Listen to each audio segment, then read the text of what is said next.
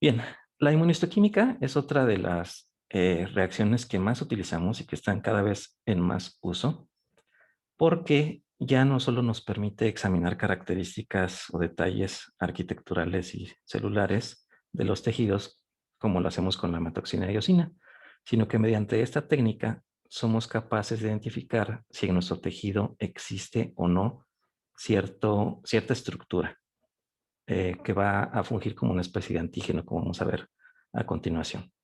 Entonces nos permite identificar si la célula expresa tal o cual molécula, proteína, etcétera, y eso tiene diversos fines. Entonces, pues vamos a ver qué es la inmunohistoquímica, más o menos a grosso modo cómo se hace, para qué nos sirve y unos ejemplos de su aplicabilidad práctica.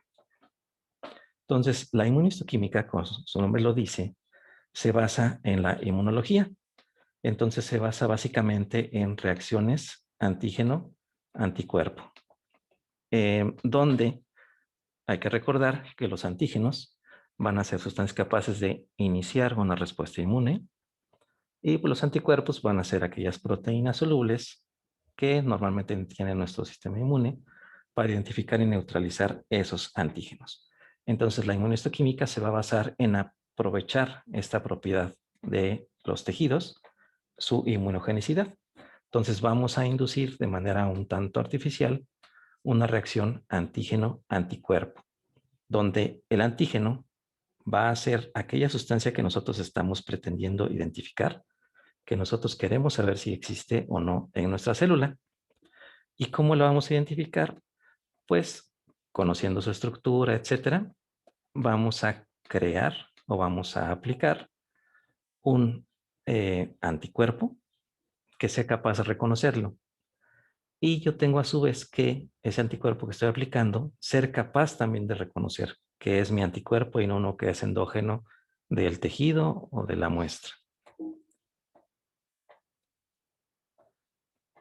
Entonces, podríamos decir que la inmunistoquímica es una técnica de laboratorio que utiliza anticuerpos marcados para detectar antígenos. Entonces, de ahí viene su nombre, inmuno, por la reacción inmunológica en la que se basa la técnica, histo, de que se basa en la técnica también histológica, todo el proceso histológico que vimos la clase pasada, y en un proceso químico también que se va a llevar a cabo al final para revelar esa reacción y ver si se llevó a cabo o no. Entonces, para ello, necesitamos hacer la reacción antígeno-anticuerpo, necesitamos tener cortes histológicos sin teñir y necesitamos aplicar cromógenos y ser capaces de reconocerlos. Como les ya mencioné varias veces, es una herramienta que es muy útil, que es prácticamente una herramienta que utilizamos todos los días, porque nos permite detectar ciertos antígenos y eso nos va a dar una gran aplicabilidad en nuestra práctica diaria, que lo vamos a ver un poquito al final. Entonces, la técnica se basa en una reacción, como mencionamos hace un momento, en una reacción antígeno-anticuerpo. Entonces, vamos a ejemplificar aquí más o menos en teoría cómo es que se lleva a cabo esto. Supongamos que tenemos un tejido y quiero identificar si en ese tejido hay un virus. Ahora que está de moda el COVID, supongamos que estamos desarrollando o tenemos un anticuerpo contra COVID. Entonces queremos ver si la célula expresa el virus. Entonces, tenemos que conocer el antígeno viral. Conociendo el antígeno viral, se desarrolla un anticuerpo. Este anticuerpo se pueden desarrollar de manera biológica o se pueden sintetizar. Los que se desarrollan de manera biológica generalmente vienen de ratones o de conejo. Antes se hacía mucho de caballo, pero ya son menos sensibles y específicos para los humanos. Pero los de conejo y los de ratón sí son capaces de reconocer los antígenos humanos. Entonces lo que se hace pues, es que le metes el antígeno que tú quieres desarrollar anticuerpo al animalito. Ese animalito crea sus propios anticuerpos, los extraes del animalito y pues ya tienes los anticuerpos, ¿no? Entonces, el chiste de la inmunohistoquímica es que ese anticuerpo que tú sabes que va a reconocer a tu antígeno que deseas, tiene que estar marcado. Tiene que tener un indicador que me permita saber que ese antígeno es el que yo estoy colocando y no uno que está en el tejido o uno que pertenece a la muestra. Es decir, uno que no es endógeno.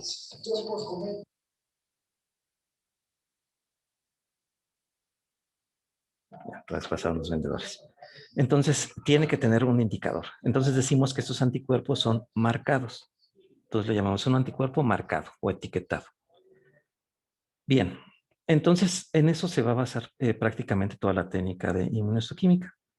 Hay veces que no se puede desarrollar un antígeno tan específico perdón, un anticuerpo tan específico para este antígeno. Entonces hay veces que tenemos que hacer un método indirecto. El método indirecto es que lo que tenemos que hacer es crear el anticuerpo, pero el anticuerpo lo que va a reconocer es el complejo inmune que se va a formar por el antígeno y mi primer anticuerpo. Entonces, a este primer anticuerpo le llamo anticuerpo primario y el que está etiquetado se le denomina anticuerpo secundario. Y ese es el etiquetado y ese es el que me va a permitir, al final de cuentas, al revelarse, ver si la reacción se llevó a cabo o no y por lo tanto si está o no presente cierto antígeno. Entonces, el método directo es que tú desarrollas directo o tienes directamente el anticuerpo marcado que ve, reconoce tu antígeno que quieres. El método indirecto es que tienes que aplicar dos anticuerpos. Uno primero para identificar el antígeno y después un segundo anticuerpo que identifique tu primer anticuerpo ya fijado a su antígeno. O sea, va a identificar el complejo inmune que se formó. Bien, una vez que se formó nuestro complejo inmune, pero que ya aplicamos la técnica, pues llega el momento de revelarlo. Llega el momento ahora de aplicar una serie de pasos químicos para ver si efectivamente se fijó nuestro anticuerpo o no se fijó nuestro anticuerpo. Em, Cuando no se fija el anticuerpo y nosotros hacemos el proceso de tinción y de revelado, vamos a tener un corte histológico como este, donde vamos a tener un fondo de color azul pálido en el cual no vamos a tener ninguna otra señal. ¿Por qué se ve de color azul pálido? Porque se contratiñe con hematoxilina sola. Entonces, si nosotros tenemos que colorearlo de alguna manera el tejido para ver el fondo, aunque sea limpio, pero para verlo. Entonces aplicamos pura hematoxilina, entonces tenemos un corte así de color azul, que no tiene ninguna otra reacción ni ninguna otra tinción. Entonces, en este caso quiere decir que nuestro anticuerpo marcado no se fijó a ningún antígeno, entonces no hubo esa reacción antígeno-anticuerpo, por lo tanto, al hacer el revelado, no emite ningún otro color que no sea el que nosotros pongamos, que es la hematoxilina. Entonces, es un corte que está negativo a lo que estaba buscando. Antes de ver cómo se vería un corte que sí es positivo y que sí estamos identificando lo que estamos buscando, vamos a mencionar cómo es que se revela eso, cómo es que adquiere un color. Entonces, nuevamente, tenemos nuestro antígeno de interés. Aquí en este ejemplo tenemos un anticuerpo primario y después aplicamos uno secundario, ¿no? El chiste es que nuestro antígeno secundario tiene adherido la etiqueta, que es la que nos va a permitir revelar, que la etiqueta básicamente es biotina. La biotina es una enzima que es endógena en todas nuestras células. Y esta biotina lo que va a hacer es que va a permitir que nuestro antígeno etiquetado sea reconocido por una peroxidasa, que es este sistema que llamamos streptavidina peroxidasa, o le decimos a veces nada más peroxidasa.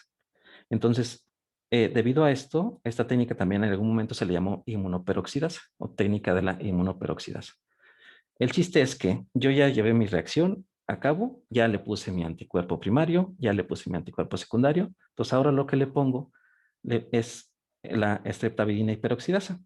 Entonces le pongo a mi reacción esa streptavidina peroxidasa y lo que va a hacer la peroxidasa es que va a oxidar a la biotina y va a formar un precipitado que se ve de color oscuro. Ese precipitado de color oscuro es lo que nos va a dar la marca positiva o negativa de la inmunohistoquímica. Entonces, una reacción positiva la voy a identificar en el tejido como una reacción de color café o oscuro en un fondo azul teñido con hematoxilina. Entonces, así se vería una reacción positiva, donde tenemos los núcleos y un poquito de los citoplasmas al fondo de color azul, teñidos nada más con la hematoxilina, y todas las estructuras que ven de color café, en este caso membrana citoplásmica y un poquito del citoplasma que está abajo de esa membrana, vemos que está positivo. Esta es una inmunoreacción contra HER2. HER2 es un receptor transmembrana que está emparentado con el factor de crecimiento epidérmico. Entonces, en teoría se expresa en las células epiteliales en su membrana. Esta molécula se busca en el cáncer de mama porque es un blanco terapéutico para esos pacientes. Entonces, este es un caso que es HER2 positivo, donde estamos demostrando que está expresado ese HER2 en las membranas citoplásmicas. Y en este caso se ve de color café. Ahorita les voy a decir por qué se ve específicamente de color café. Pero bueno, al revelarse con la estreptovidina peroxidasa, se va a precipitar eh, un cromógeno dentro de nuestro anticuerpo marcado, el que está biotinado. Entonces, gracias a esto, le aplico un colorante después y se va a ver del color que yo decida. En general, en más del 90% de los casos se utiliza este colorante café que se llama diaminobencidina. Entonces, ya viendo esto, en resumen, los pasos que vamos a llevar a cabo para realizar la inmunohistoquímica pues son los siguientes. Primero, la obtención de la muestra, que ya lo vimos la clase pasada. Después, la fijación del tejido y la técnica histológica. Nos vamos a quedar hasta el paso de la parafinación y el desparafinado. Entonces, lo vamos a calentar nuestro tejido para desparafinar. Entonces, vamos acá. Después viene una fase que se llama recuperación antigénica. ¿Qué quiere decir recuperación antigénica? Que lo que vamos a hacer es que vamos a aplicar algún método o alguna técnica para que los antígenos se vuelvan a exponer en las superficies de las membranas. Y la técnica que mejor resulta es calentarlo. Entonces se calienta el tejido y eso funciona como recuperación antigénica, como que se exponen otra vez nuestros antígenos y entonces se lleva de mejor manera la reacción de inmunohistoquímica. Después, un paso que tenemos que realizar es el de bloqueo de sustancias endógenas. Les acabo de mencionar que nuestro anticuerpo está etiquetado con biotina. La biotina es una enzima que está en todas las células. Todas nuestras células tienen biotina endógena. Entonces tenemos que utilizar un, un alguna enzima que degrade la biotina para que primero me quite toda la biotina que está en el tejido y entonces la única biotina que quede es la que yo voy a aplicar después fijada a mi anticuerpo. Este paso también es muy importante que lo recuerden porque siempre que vean una reacción de inmunohistoquímica van a notar que hay algunos tejidos o algunas partes del tejido que van a tener una como marca café granular que se llama inespecífica. Lo que está pasando ahí es que no se bloqueó bien la biotina endógena, o sea, no se eliminó toda, y entonces tenemos cierto fondo que quedó ahí y que me puede marcar. Es importante para nosotros los patólogos reconocerlo porque nos puede dar falsos positivos, entonces tenemos que tener la precaución de saber reconocer cuando algo es una marca inespecífica que corresponde a biotina endógena a una marca verdadera. Bien, entonces ya que le quitamos nuestra biotina endógena, ahora sí, le aplicamos nuestros anticuerpos, ya sea el primario, el secundario, los que se necesiten, y después ya voy a proceder a su revelado y la aplicación del cromógeno. Una vez que ya pasé por estas etapas, pues lo que voy a hacer es que ya voy a tener la preparación histológica y la voy a ver al microscopio. Entonces la última fase pues es cuando ya la analizo al microscopio. Entonces lo que voy a buscar es ver si hay marcas o no en los tejidos. Entonces, por ejemplo, tenemos aquí a su izquierda un ejemplo de una marca nuclear.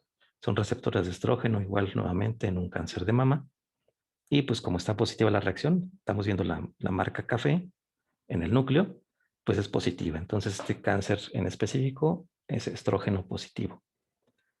A la derecha tenemos un ejemplo como el de hace rato, es un HER2, otra vez en cáncer de mama, y vemos que está marcando las membranas citoplásmicas de las células de una manera lineal, y eso es positivo, entonces es un cáncer que expresó HER2.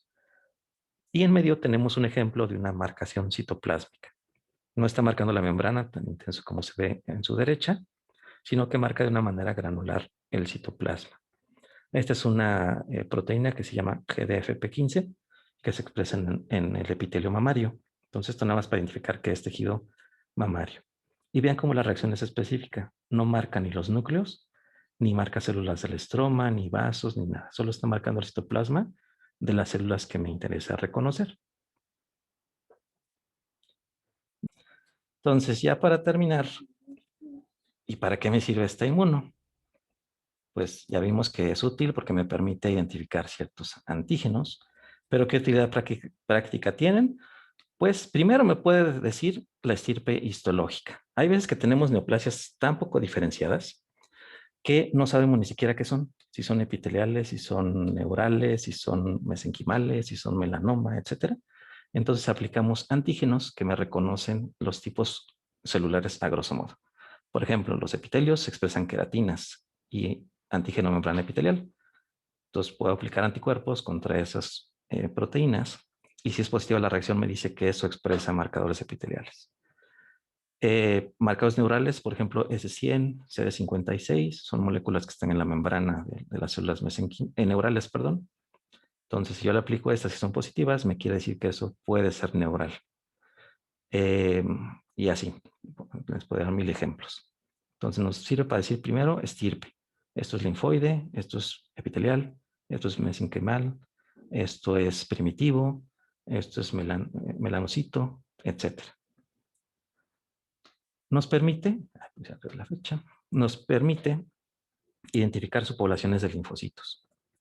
Dentro de un linfoma o dentro de un ganglio normal, podemos aplicar marcadores de células B como CD20, marcadores de células T como CD5, CD3, 4, 8, CD56, 57 para células TNK, CD63 para macrófagos, CD168 macrófagos y así. Entonces yo puedo establecer poblaciones y saber qué son específicamente ciertas poblaciones inflamatorias. Y eso tiene mucha utilidad en bastantes enfermedades. Por ejemplo, enfermedad inflamatoria intestinal o enfermedad celíaca, los linfocitos epiteliales son T y generalmente son CD8. Entonces yo puedo marcar contra CD8 y ver si sí es cierto que los CD8 son los que están en el epitelio, o si son CD4, CD20, y eso me ayuda para el diagnóstico. Y así. Otro, reconocer sustancias extracelulares o microorganismos. Por ejemplo, hay anticuerpos anti-Helicobacter pylori, anti-citomegalovirus, anti-herpes virus, anti-espiroqueta, anti-aspergillus, anti-cándida. Entonces también a veces tenemos duda en algún hongo que se ve, sí lo vemos en HY, a lo mejor lo vemos en un paso en crocot, pero no podemos como que establecer muy bien su posible etiología. Hay anticuerpos que reconocen hongos en específico y pues le ayuda al diagnóstico. Eh, y una de las aplicaciones más utilizadas hoy en día, más actuales, son estas. Diagnóstico de tumor de origen desconocido. En nuestro medio, en el INCAN, es bastante frecuente que el paciente tenga una manifestación, por ejemplo, gastrointestinal. Yo que estoy en gastro. Me tomo una biopsia hepática. La biopsia hepática ve un adenocarcinoma metastásico. Entonces ellos no tenían ni idea de que tenía un cáncer a algún lado.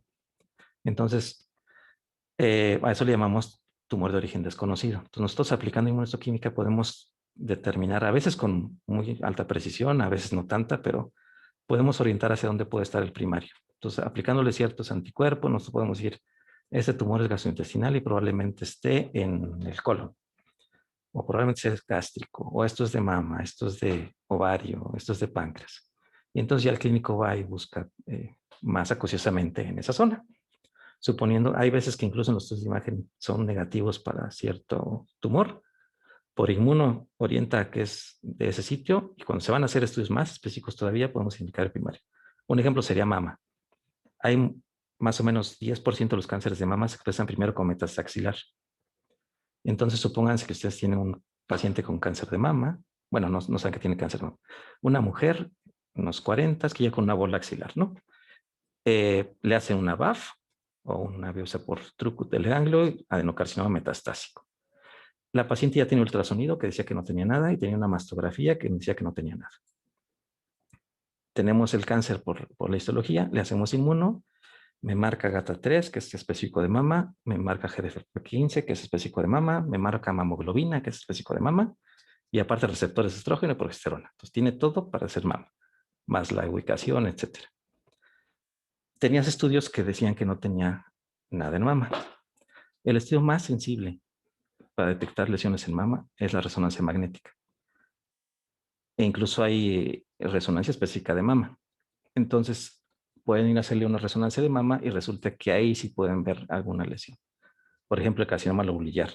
Ese es mucho más difícil que se identifique por mastografía, TAC o ultrasonido, pero por la resonancia magnética sí es más sensible. Incluso hay PET de mama específico. Se llama así, mama PET.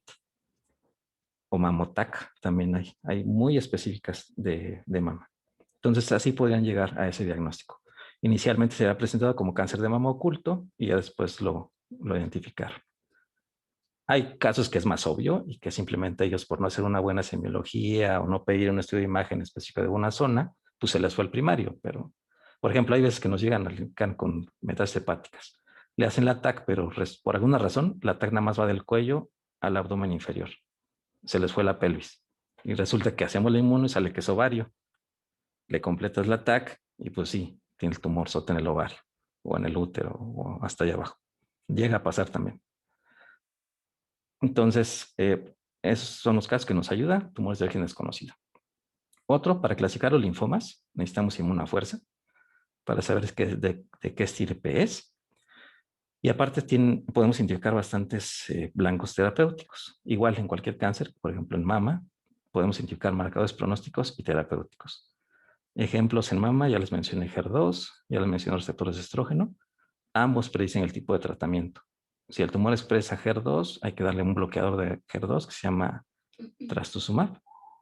Si es negativo a HER2, pero es positivo a estrógenos, le das bloqueo hormonal con algún análogo de estrógenos. En colon, que es lo que vemos, podemos hacerle anti-Carras para ver si tiene Carras expresado o no.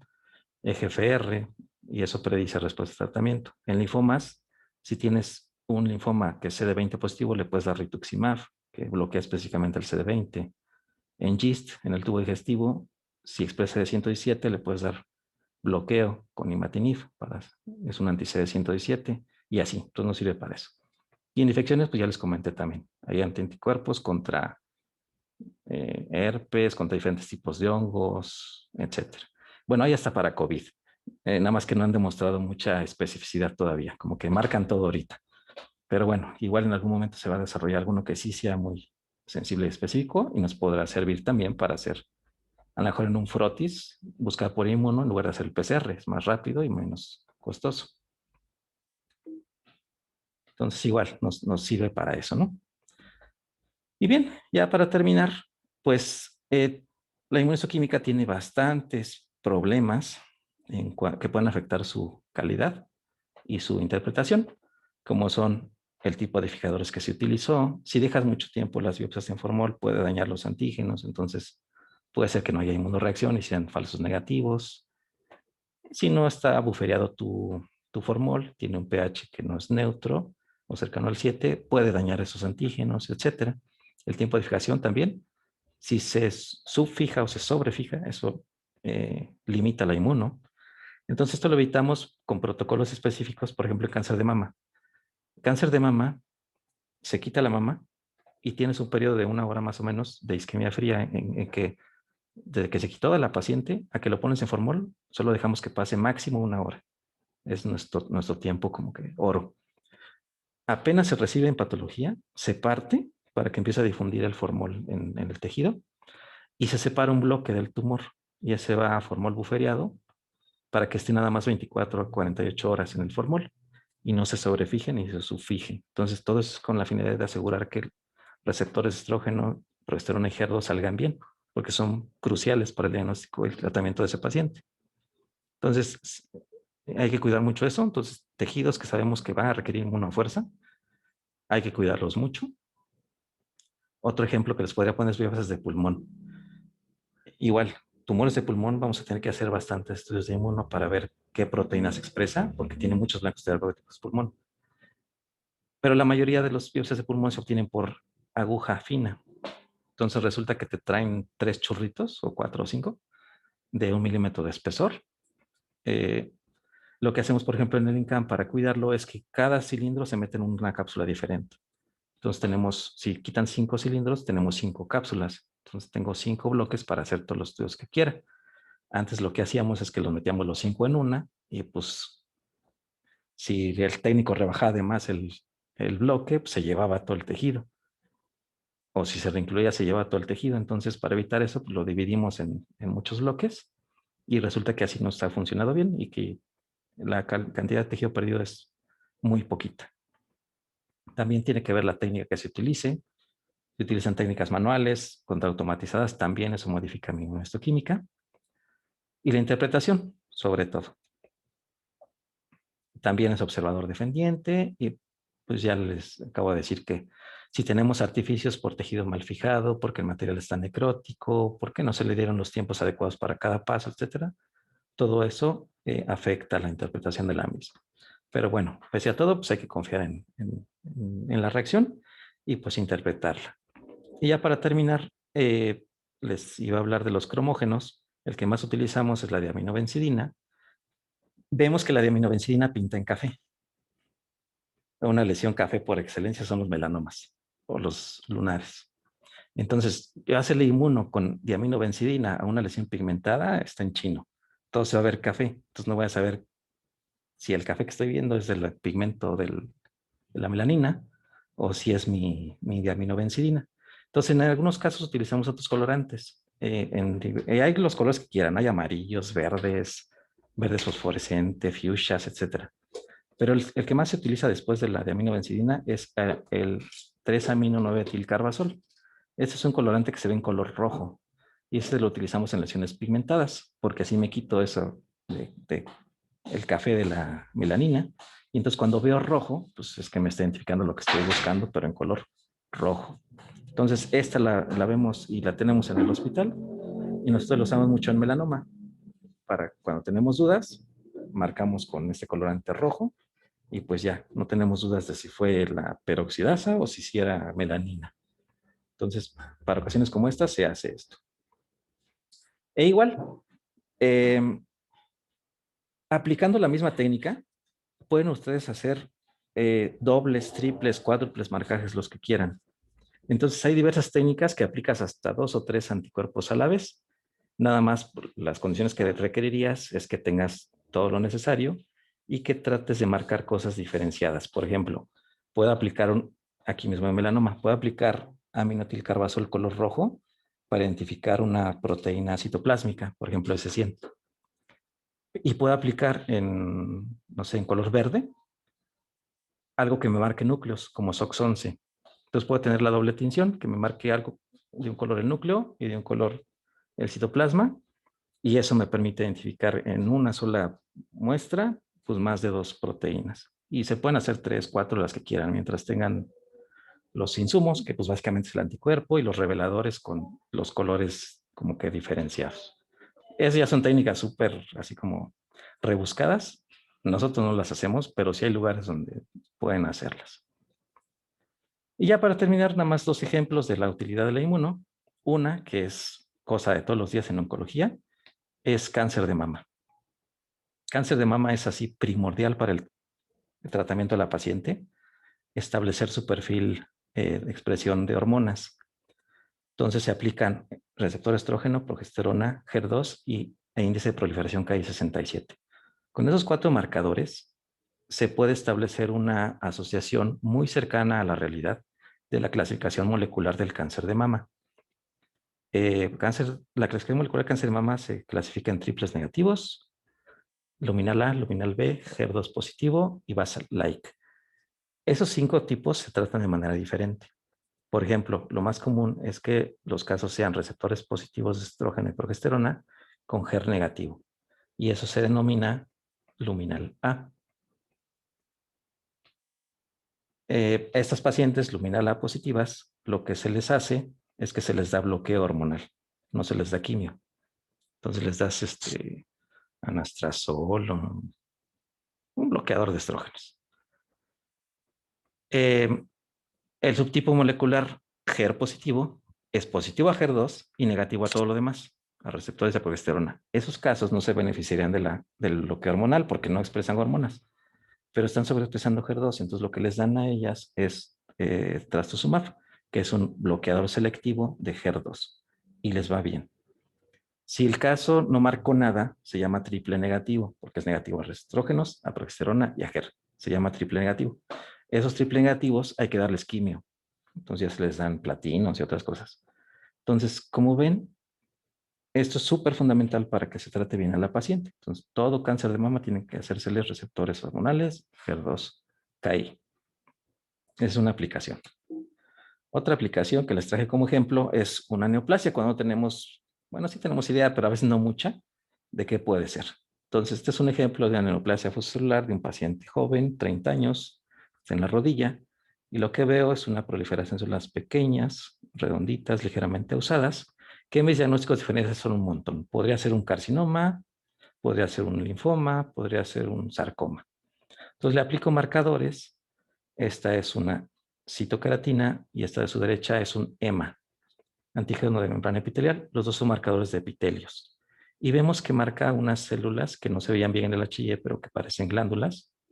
Aquí hay una. No se ve tan bien, pero esa es una especie como de glandulita. No se veía muy bien ahí, pero en la inmuno se ve mejor. Pero está negativo a las del fondo. Hago esta cosa que se llama BCL2 y este marcador nuclear a la izquierda que se llama TLE1. Entonces, con esos marcadores llego a la conclusión de que es un sarcoma sinovial. Entonces, no es necesario que se aprenda, eso nada más es un ejemplo de cómo aplicando ciertos marcadores puedo ir orientando mi diagnóstico hasta llegar a establecer un diagnóstico definitivo. Entonces, ya con esa morfología, con la clínica y de estos marcadores, un sarcoma sinovial. Y bien, eso sería todo en cuanto a nuestras técnicas de la patología que vamos a ver aquí en clase.